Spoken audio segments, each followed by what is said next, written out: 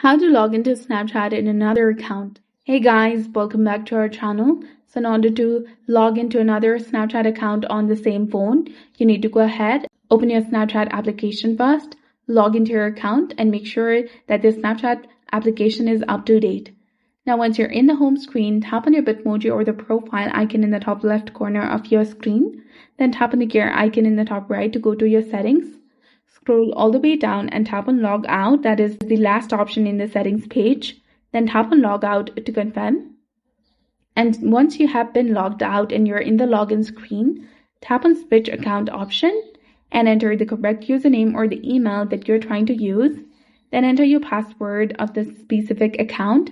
Then tap on login in the bottom, which is highlighted in blue color, and you'll be done.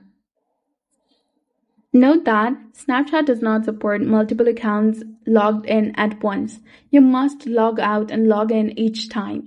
If needed, you can use a second phone or a parallel app like Parallel Space on Android to run two Snapchat accounts, but not at the same time. So that's it for this video. I hope you found it helpful. If you did, please like, share, and subscribe.